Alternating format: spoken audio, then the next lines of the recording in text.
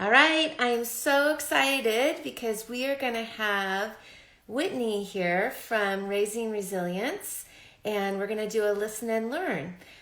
So I'm going to watch for her to come on, and it's going to be a great morning where we're going to talk about race and how race has affected motherhood and what we can do. Goodness. And we're going to talk about sleep too. So it's going to be a really good morning. So both Tiffany and Whitney are licensed therapists, so they're LCMHCs, and they're professional counselors certified in trauma-focused cognitive behavior therapy. And their clinical experience includes providing services to women and children and adolescents who struggle with daily stressors, traumatic events, and additional mental health challenges.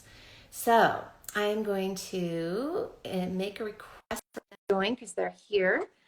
And I'm really going to think it's going to be a great morning. We're going to go over some really important information in regards to the disparities that mothers experience. So she is going to be joining. You got to love these lives because we're all working to make these work. So it looks like So Jen, you you can't the see little again. Isn't that crazy? Okay, so how about we do this? What if we go ahead and do it on your platform, and I'll know how to pull it off and add it to my platform because for whatever reason we can't seem to have both our videos going, right? Are you still there? Shoot, let's try again. No video.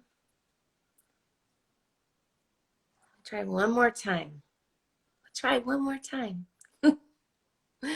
Because, you really don't want to just look at me all morning. We really would like to do this conversation. Craziness.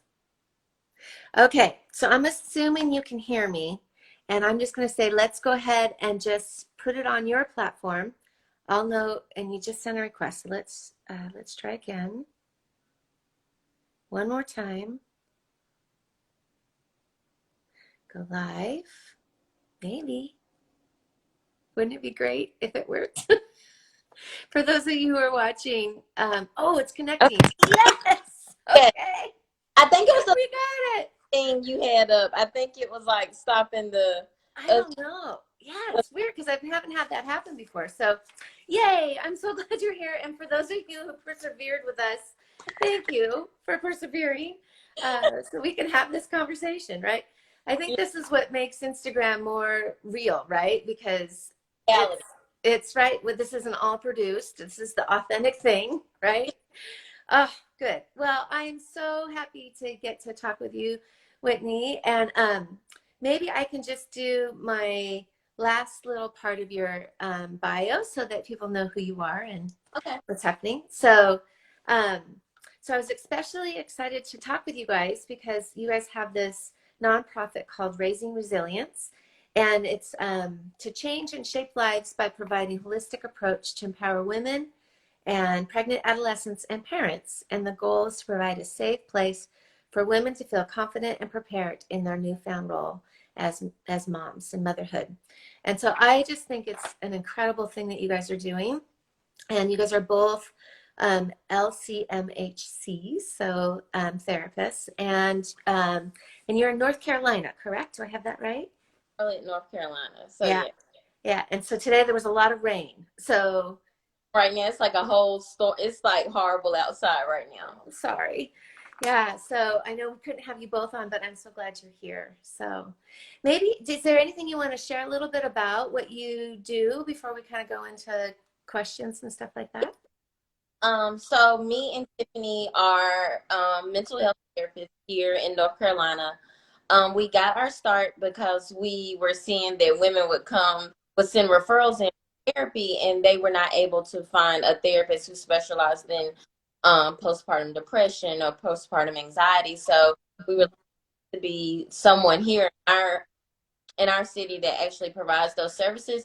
There were a few therapists here already doing it, but there's a lot of resources for moms.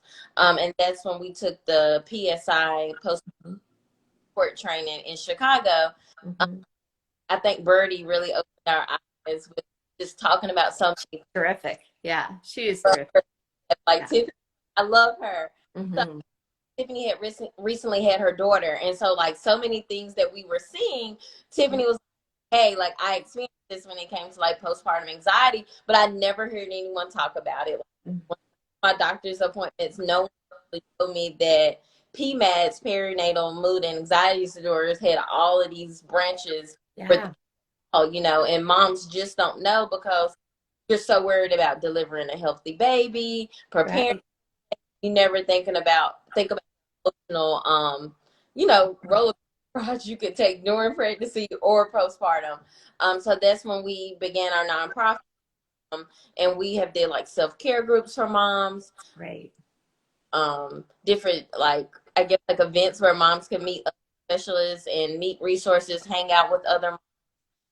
We have our ongoing support group, which we partner with another non baby who has a whole directory where moms can just find a specialist, pelvic floor, patient. Like it's like the mom Bible where they can just It's awesome. get what they need. So that's kind of what we just have been doing to help spread the word, help moms know that even before you become a mom, this information is very important because a lot of moms don't know. The resources aren't there. You're pregnant, you kind of find out everything after. So we, Yeah. you know, like thrive and just not like survive during the postpartum period. Because a lot of moms say, I just feel like I'm surviving day to day. So that's Yeah. kind of how it is. That's so great. And I, as a survivor myself from postpartum depression and anxiety, at that time where I was, nobody talked about it, right? So my kids are teenagers now, and um, you know, it's so helpful to have the conversation so that it's not a surprise later. Because 1 out of every 5 women will deal with this, and 1 out of every 10 men. And so it's really the most common complication of having children. And yet it's not talked about, and it's totally treatable. And so I think it's super significant too to what you guys do, providing a place within your own culture and demographic, because I think that's the other thing too is um, at least with the, this is part of the reason why I'm doing these listening and learnings, because I'm still like, I have been taken aback by the disparities of what me as a white woman has access to, and the care and the health care and all of that. And I just honestly, it's kind of embarrassing that I didn't even realize to the extent of the disparities until this last year. And I sit on the board for the Postpartum Support International California chapter as liaison. And you know, I'm not a mental health provider, I'm a sleep coach, you know, but I definitely work with lots of families who are struggling with PMADs. And so, having been a survivor myself, I have a special heart for it, but I didn't realize the true disparities that are happening in care. And so that's part of the reason why I was so excited to talk with you, is because I think that my community needs to be aware, because if we can have these conversations, we can highlight these disparities, then maybe we can figure out what we can do to change this, because this is not okay. So maybe you could help educate us a little bit on what are the disparities that women of color and Black moms deal with. Maybe just a little bit of discussion on it would be helpful. Okay. I think further and foremost is just the fact that Black moms are not surviving childbirth. And I think it ultimately starts like, you know, with maternal, being able to bridge that gap of maternal health and maternal mental health. So I think already being an African American mom or a mom of color, already knowing that these statistics are up against you just by going to have your baby, like just knowing that 1 in 4 moms that are African American of color will not make it through their birth experience. Wait, 1 out of 4. That's where, see, we just need to not just skate over that number. One Mhm. out of 4 moms, African American moms, women of color, will not make it through childbirth. So just think about already not knowing what's going to happen postpartum and going maternal mortality is so high for women of color right now to where it's scary. Like that's already, you're already high anxiety, and then you're going in, and then you may have providers who are not asking for consent. You may have a traumatic birth. You may have a trauma history, and so not asking. There's just so many things with just racial injustice within like the medical field, and there are so many providers coming forth to say, what can we do to change? What can make all women feel more safe, and what can I do to especially help women of color to feel when they go in to deliver their babies. And then another thing is being able to find resources for people that look like you, like women of color. I know, like with me and Tiffany, a lot of times when we come to our groups, they would say, like if I have transportation issues or if my partner works a lot, I just could not find a resource in my community with anyone who specialized in maternal mental health or anyone who even looked like. So already facing to see, like I'm looking up providers and no one looks like me. I think another is like being screened. Like I know we have these great screeners, but all of the screeners that we have just don't fit every woman, and Black women tend to fall into that group, and that the screeners may not catch everything that we're in. And another thing is women of color, we may express our symptoms different. So it may be I'm feeling dizzy, I'm sleep deprived. So those be looked over as, oh, she's just a new mom. I don't feel like that we need to look into. And also the fact that black moms, we experience PMAS or postpartum depression, anxiety, and all of those things at twice the rate, but get less help. So think about all the moms that are going under that aren't screened, don't have resources in their community. These rates twice the rate. I think another thing is also finding like a community. I know we talk with a lot of moms today. I go to all the postpartum support groups at the hospital or in my community, and no one looks like me. So going to a group and feeling like no one looks like you, or you can't really, you don't feel comfortable, right? Yeah, feel like, is this a safe place? And another thing is just the stigma of, if I go get help, like cultural issues, if I get help in my week, I should have this. Why is this happening with my second baby? I think a lot of Black moms feel like, I suffered through it the first time, why not suffer this time? Right. Yeah. So just stigmas of like, are you a good mom if you're seeking help and your baby is here, you had this healthy birth, and oh, you're supposed to be the strong Black woman, and here you go, you're getting help, when actually those stigmas are harming us instead of the help and resources we need. And I think a lot of, like, when the pamphlets in your OBGYN office, there's no one that looks like us on them. Right. Those are, like those are different things that go through your mind. So I think for one, not being adequately, there's also like racism with healthcare, and also just finding providers and resources within your community. Like a lot of moms may live in communities where there's just not a lot of Black providers. But having to, do things such as telehealth to find those providers. A lot of disparities come down on Black moms, and especially moms of color, that just prevent us from getting the services we actually need. Yeah. It's really something else. And I think, you just said something that hadn't occurred to me, that it makes sense that in each of our own demographics, we have certain ways of saying things, right?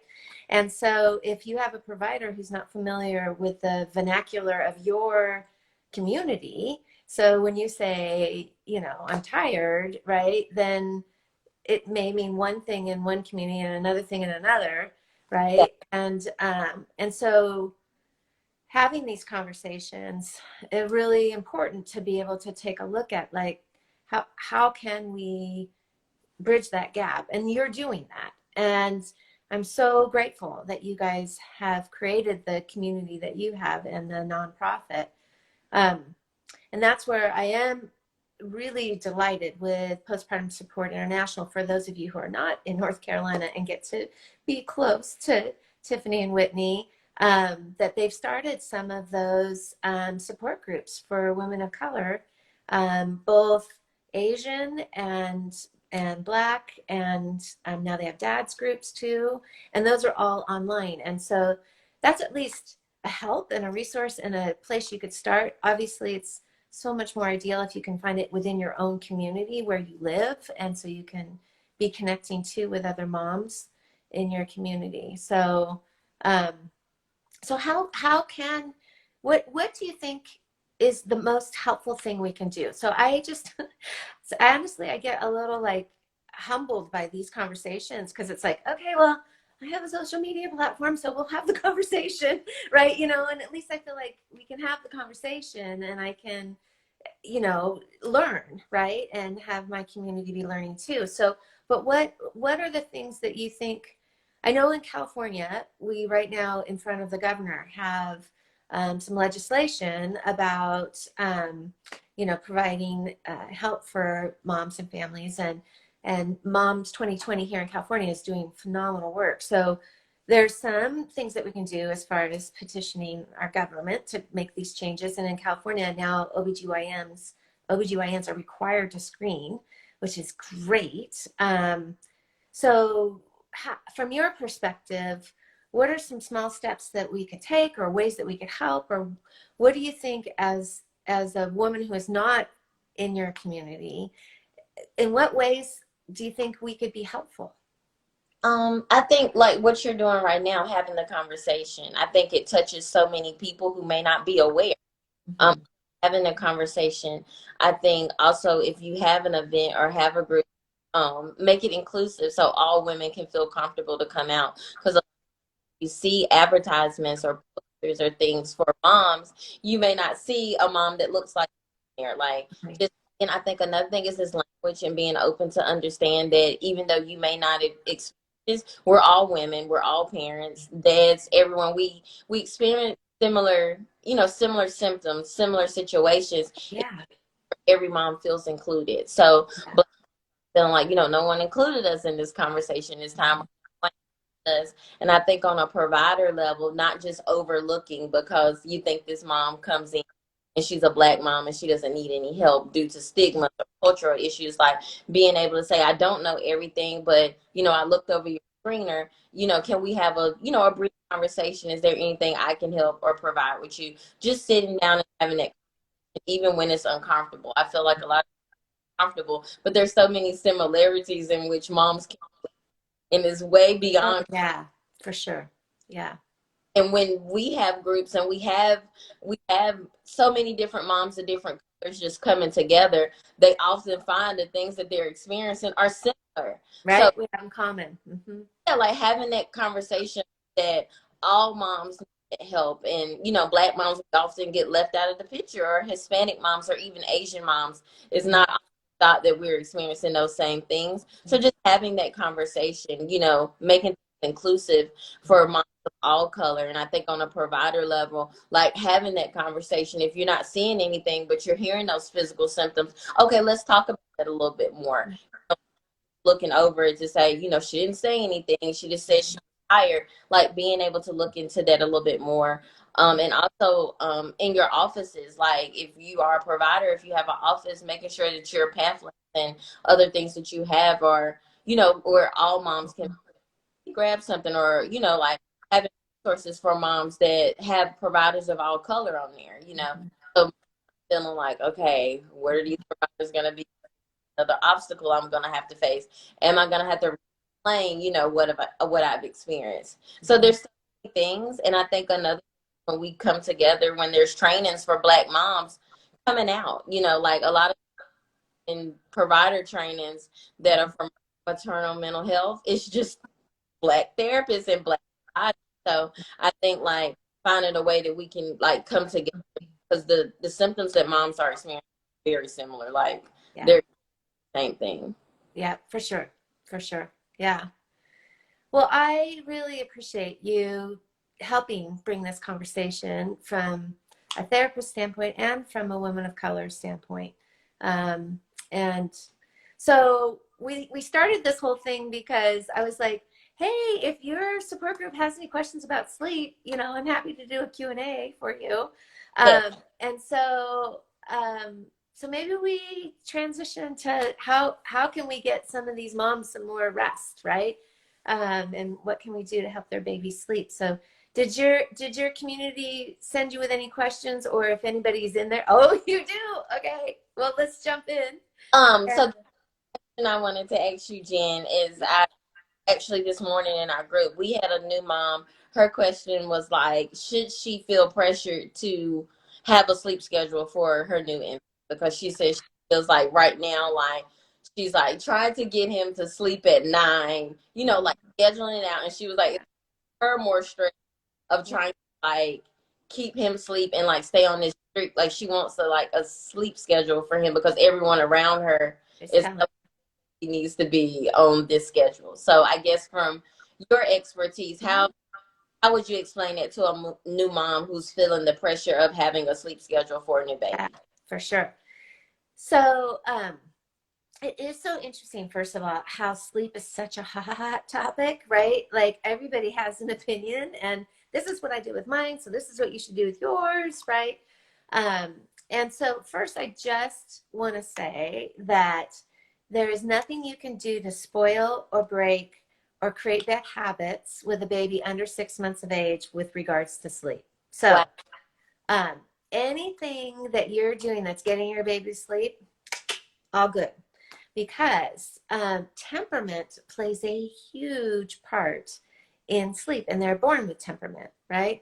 And so when they first come into the world, it is like, I call it Groundhog Day, right? It's like, did I shower yesterday or today? Like, Yeah. is this the same shirt I had on? I can't remember. And when they first come into the world, they're learning everything by their senses: smell, taste, touch, sight, and hearing. Hearing being one of the ones that's most developed. Okay. And so when you think about all the information that they need to log into long-term memory, right? From coming out of the womb, it's a lot of information, like the smell of mom, right? The taste of milk, all that. And so where they're putting that information into long-term memory is during REM sleep, REM sleep. So that's where you'll see their eyes under their eyelids go back and forth with a flinch or grimace. So when they come into the world, they're spending so much time in REM sleep because they're taking the information, putting in long-term memory, which means it's the shorter cycle of sleep. So that means they're having like a 20-minute nap, a 45-minute nap, a 2-hour nap. It's like all over the place. It's a 4-nap day. It's a 5-nap day. It's a 3-nap day. It's not predictable. And that is because of the need that they have for both rest and for time in REM sleep. So there's non-REM. Non-REM is when you see their bodies are like little noodles, right? So when you have especially a little one who comes into the world that's like on, like there's these little alert FOMO babies, right? Fear of missing out babies. My son was the quintessential FOMO, fear of missing out baby. And they are so tricky with trying to get sleep. I mean, it's like moving heaven and earth. So I get it. There's all these different pieces of advice out there that like, well, don't nurse your baby to sleep because you don't want them to get in the habit of nursing to sleep. And I'm going to say, well, good luck keeping a little infant awake when you're nursing, because all these lovely hormones are being released so that your baby will relax and you will relax, right? And so it might not even be in your control in the first few months of life. And so trying to control something that you might not have control over sure puts a lot of pressure and expectations on these moms. And so the piece that can be looked at and can help has to do with awake windows. So we all focus on the sleep side, right? But it's really about awake windows. So there's only so much time a little one can be awake before they go over that waterfall of, right, overtired, and cortisol kicks in. And cortisol is that stress hormone that gives them a second wind, right? Gotcha. So that's the piece you want to avoid. So trying to do a schedule on a 12-hour clock with a little one who's going to do all kinds of different lengths of nap is not going to be something you're going to be able to control. That might be more about temperament. However, watching the awake window. So Dr. Polly Moore. She's a neuroscientist actually here in San Diego. She has this great system. And even if every mom under 6 months of age just kind of was aware of this, I would be so happy because it takes a lot of pressure off, but you can optimize what they need. And so it's NAPS, NAPS. Okay. So you call note the time the baby wakes up. Okay. So if they wake up at 7, then you add 90 minutes. So that's about the time that they can stay awake before cortisol kicks in. Okay. So an hour and a half. Then you pee, play, feed, interact, socialize, right? Sunshine. And then you S, soothe the baby back to sleep. So Okay. just watching that 90-minute window, that's my other baby. That's my sugar night, no sugar night dog. Let me open the door. Hold on 1 second. So sorry. Oh gosh. So it's real, right? This is live. So just oh my gosh. So just watching the awake window can make a huge difference all day long. So your baby wakes up, you add 90 minutes, and then in 90 minutes you get them back to sleep again. Just doing that can increase their sleep so they're getting what they need and help them with fussiness. Okay. So instead of trying to do some kind of 6-month schedule with a newborn or a 3-month-old or a 4-month-old, if you'll just watch the awake window, it'll take a lot of pressure off. And I know a lot of books say that you should do a stationary nap, right? It's more restorative. Yeah. And I'm going to say, well, a movement nap's more restorative than no nap, right? Sure. Yes. So I think baby wearing is magic. So if you can wear your baby's sleeping, that counts. That's sleep. Okay. So does that help with that question, you think? Well, she's going to watch this after, but I'm definitely, it was a lot for her when we were talking this morning. She was just, I've been taught that babies are supposed to have this sleep schedule. And I was like, I think there's other ways to help you to balance that as a new mom. Another question a mom had was like co-sleeping. Like her question was, when is it appropriate to start moving baby from her and dad's room to baby's room? But baby is like, no, I'm in a new environment. Why you got me in here? So like her sleep is being deprived from waking up, like going to get baby, coming back, going to get baby, coming in back. So what do you suggest when parents are starting to transition baby to baby's room? Right. So the American Academy of Pediatrics has a couple of recommendations. So their first and primary recommendation is that you actually room share separate sleep surface for the first year of life. And then they kind of tweak it a little and they say, well, or at least the first 6 months of life. Okay. So I always defer to the pediatrician on when is the right time for your baby to do that. And I do find that moms get more rest when the baby's, if the baby is doing multiple feeds in the night, especially, not having to get up and go to another room, right? Okay. So as far as what is recommended from safety standpoint for baby, it's the first year room share or the first 6 months of life. Okay. And what I find is it's a very personal decision for your family. So I work with families that bed share, that room share separate sleep surface, room sharing, or separate sleep room. So separate room altogether. So I actually work with families that want to keep bed sharing, but just don't want to have to go to bed when their baby goes to bed, right? Or families that don't want to be bed sharing, but want baby nearby. So I don't have an opinion on what should be done. I'm more looking at what's working and not working for your family. Is everyone getting sleep? Okay. And especially with that other topic that we just were talking about, which is the PMADs, the perinatal mood and anxiety disorders, a 5-hour stretch of sleep changes things, right?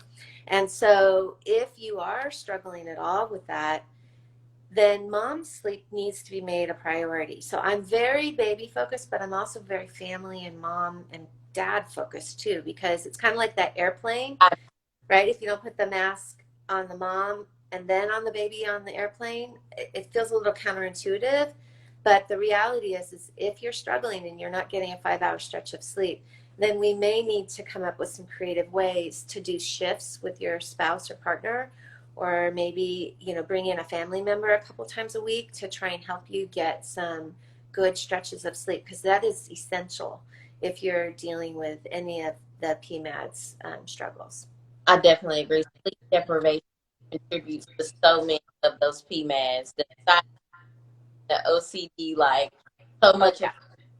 around sleep deprivation, even lactation. So Yeah. I think that's good. Jen, so you spoke of another question our mom had. How, if you have a baby that's, what if you're not at the time that the baby, Right? If they're ready to go. like, what are some tips that you give mom and dad if they don't want to be in the bed? And I have a mom, we were talking the other week, she was like, I don't want to go to bed at 8 or 9. I still have to do, or that's my self-care time to watch my YouTubes, watch Netflix. Like that's our time, so we don't want to be in bed. Or if we get up, baby's up. So what are some tips or like skills that you tell parents when that happens? Yeah. So, and first of all, I should say too that Dr. James McKenna has some great information on how to safely co-sleep. Okay. So, if you were to Google Dr. James McKenna, Notre Dame co-sleeping, you'll find his information. And I recommend, 67% of the Western culture will co-sleep at least one time in the first year of life. Okay. And so even if you think, oh, I'm not going to co-sleep, that's not what we're going to do. If you sleep and your baby sleeps, that's co-sleeping. It's going to happen, right? So I just want you to, first of all, have a safe way of doing that, even if it's a backup plan, that it's not your normal plan. So one backup plan I use is just pull that mattress out of the crib, put it on the floor, and sleep next to your baby on the mattress on the floor, right? So if you have one of those nights that is just extra rough. If you are a co-sleeping family by design and by choice, then I think taking a look at those guidelines every 3 weeks, I know it sounds crazy, every 3 weeks, but put it on your calendar to do that, because things change. Baby changes. So something that wasn't an issue a couple weeks ago might have snuck in and has become an issue now. And so I think it's something just for safety reasons. It's worth just reviewing every 3 weeks. Just make sure everything's still in a safe place. And the La Leche League also has a great resource also on how to do safe co-sleeping. So that would be the first piece. So with the family that wants to bed share, co-sleep, but doesn't want to go to bed at 7:30 or 8, which I can understand. Yes. So bedtime is the place that you have the best sleep pressure. So if you're going to work on some skills of independent sleep, so maybe instead of nursing to sleep, you're rocking to sleep, or maybe instead of rocking to sleep, you're patting your baby to sleep. Bedtime is the best place to do that. So finding a safe sleep surface for them, whether that's, the crib mattress on the floor, or the crib itself, or a pack and play, or, whatever safe sleep surface you have, I would focus on at 6 months of age. Okay, so under 6 months of age, you can work on it, and it may kick in or it may not kick in depending on the temperament of the child. Okay. But I would start in that environment at bedtime. And then once you go to bed, you can bring a sleeping baby to bed, right? So just getting them, for those that are over 6 months of age, you could look at sleep coaching or sleep training. That would be the way I would do it and how I do it with my clients. So we just start the night in an independent space that's safe. Then when you go to bed, you bring your baby to bed. Okay. Jen, another question moms had is, how do you balance sleep with a toddler and a new baby coming in a home? Like, how do you still maintain the toddler sleep schedule, or this 1-year-old, and you have like a new baby? Like, I had a mom yesterday, like that's like really anxiety provoking for her. She's got her 2-year-old to this great sleep schedule, and now this new baby is coming. How did you suggest to moms where they have kids who are kind of in 2 stages? Like, what are some tips? Or do you see a lot of moms ask those questions? Oh, yeah, for sure. Yeah. And my kids were 20 months apart. Okay. So I get it. I really get it. And my son, who was first, was the FOMO baby. So he's like, go, go, go, go, go, right? So it is tricky. And I don't feel like any of the books can really give you enough feedback to know how to manage all that. So I find if you put all these, like, okay, your nap has to be at 9 and 1 and 4, and you put all those pressures on, then, you miss that first chunk of sleep in the morning, and all of a sudden you're like, oh my gosh, now the day's ruined, and now they're going to be up all night, and like you've already gone into the full next day, and you don't even know how your day's going to go, right? Because it just creates that like panic, sheer panic. So how I look at it is, and twins too. I work with a lot of families with twins. I had a family that had triplets, right? And so how do we? I know. So Wait, say that again. he had another question about moms with twins too. So I was gonna, if you could combine this, Yeah, one of the questions. how you do it. Okay, so first I'll start with the different ages, Yes. multiple children. So, Yes. um, with if I was going to say to keep one priority, what would be the one priority, right? Instead of having all these different, like, how do you do it all, right? Yes. The awake window between waking from nap and bedtime asleep, that is the most important window of the day if you're going to look at something you're trying to manage. And why is that? Because there's a direct correlation with too long of an awake window between last nap and bedtime, and an increase in night awakenings and early rising, as well as fussy bedtime, right? So difficult at bedtime. And we all know with a toddler that you're done. You're like, don't touch me anymore. I've like had enough. You're going to bed. And they're like, yeah, no, I'm not going, right?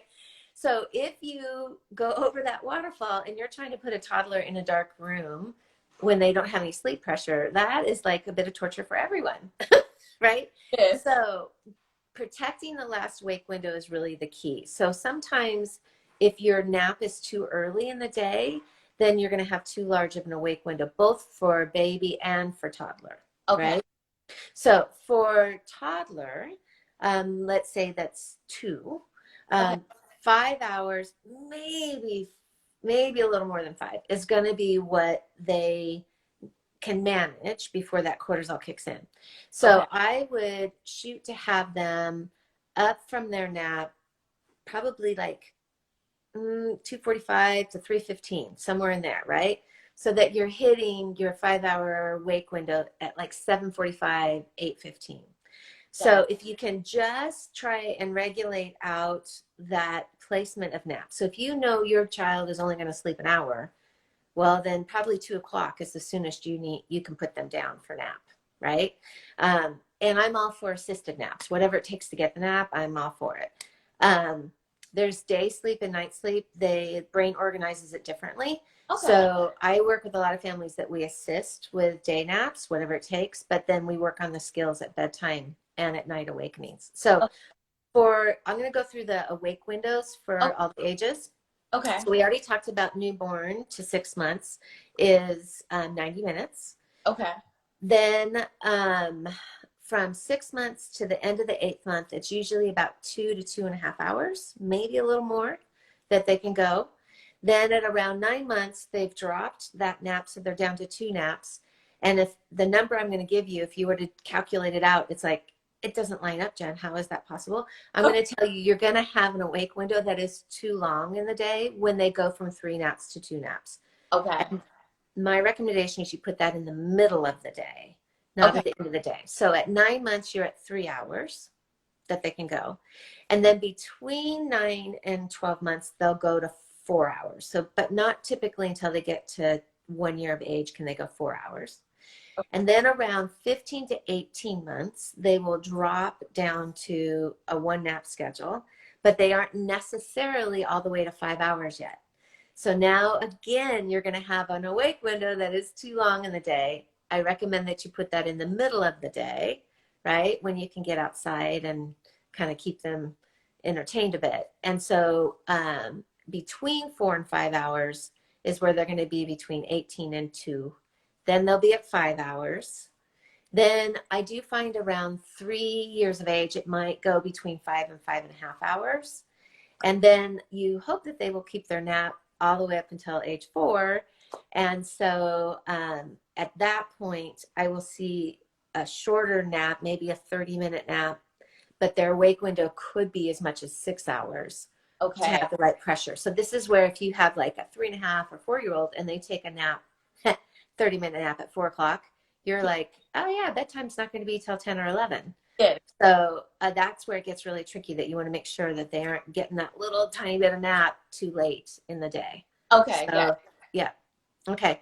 So I would be watching the awake windows Okay. versus trying to get overly concerned with the schedule in that regard. And that will help a great deal. And then with the little one, like if you can go to the park and your toddler's in the park, but your baby's in a baby wearing or in a stroller, and you get a 30-minute nap from 4:30 to 5 or 5 to 5:30, then you're in a good position for bedtime.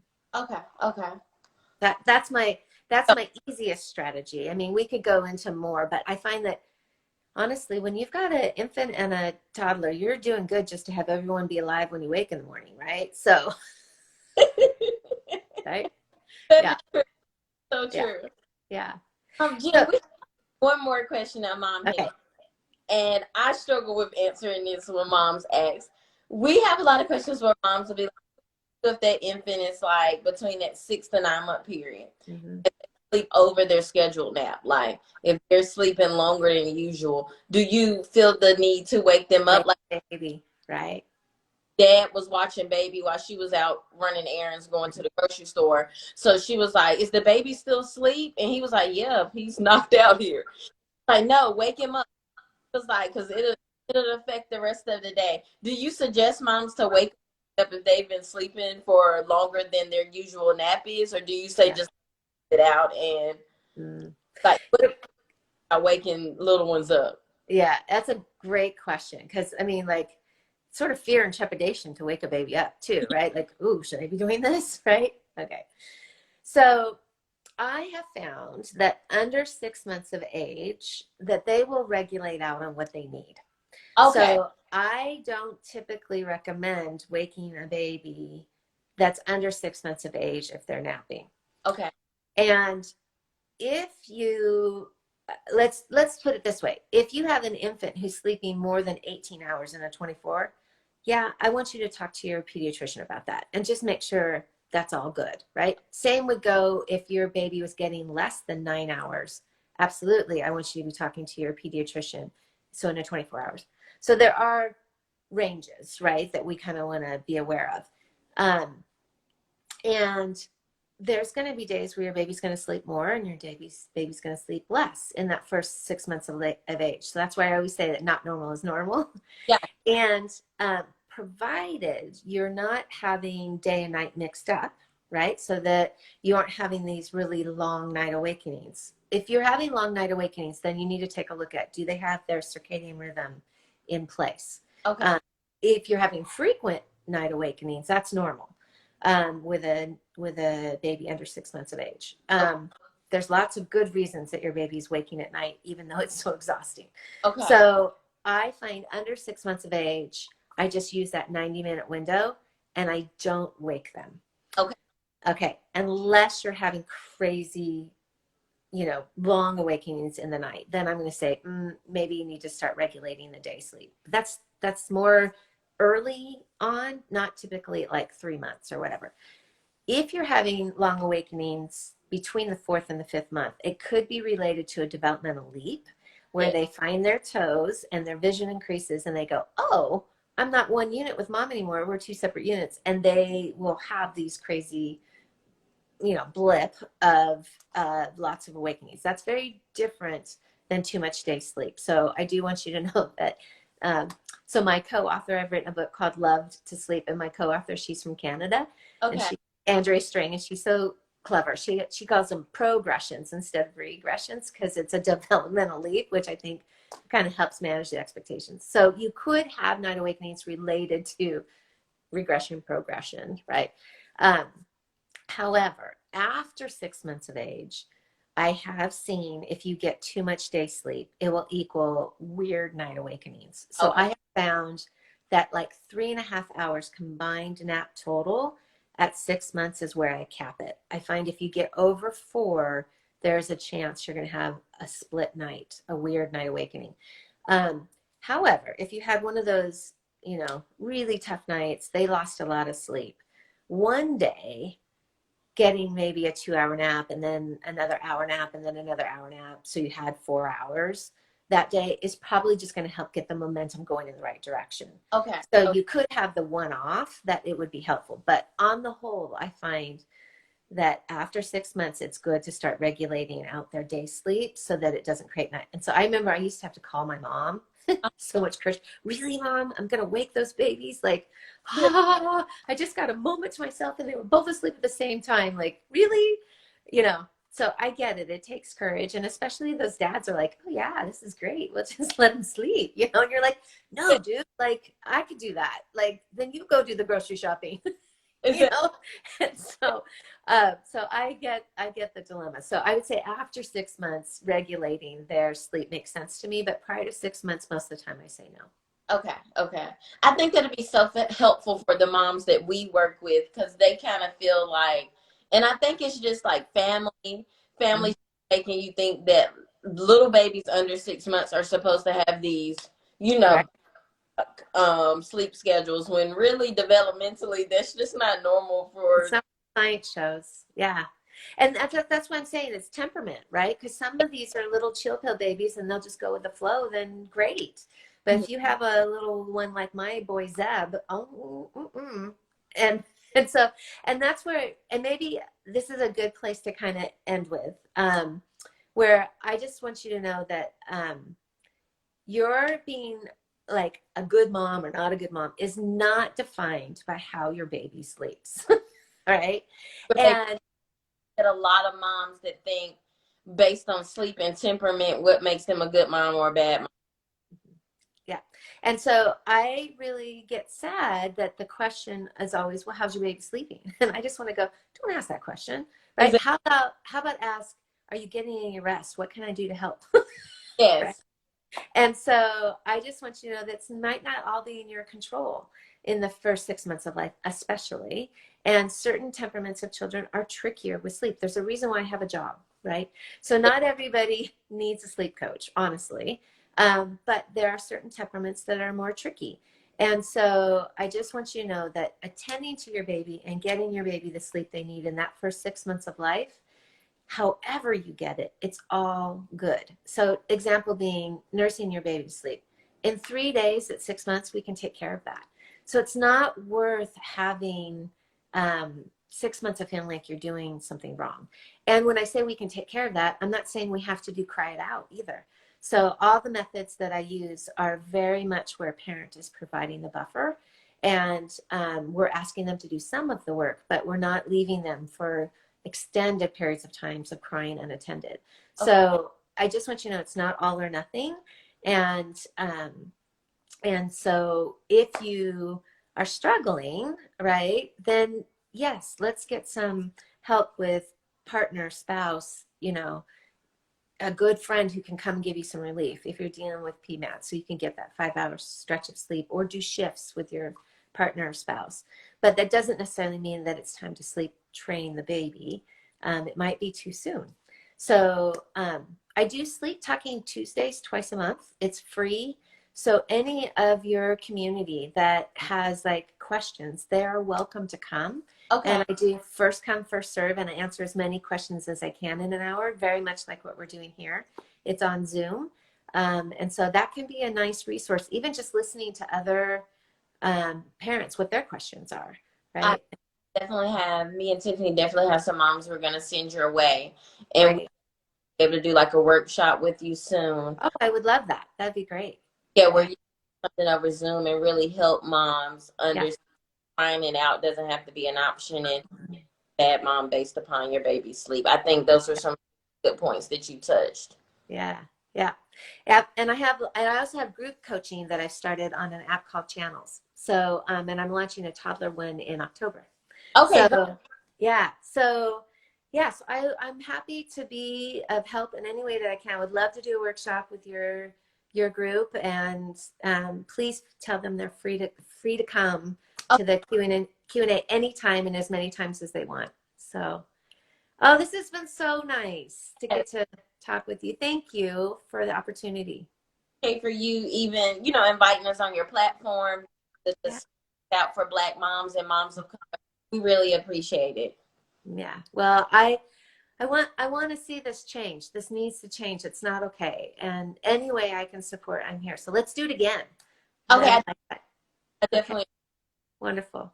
So good to see you. Well, you have a great day, You and we'll be in touch. too. Okay. And bye. See you later. Bye.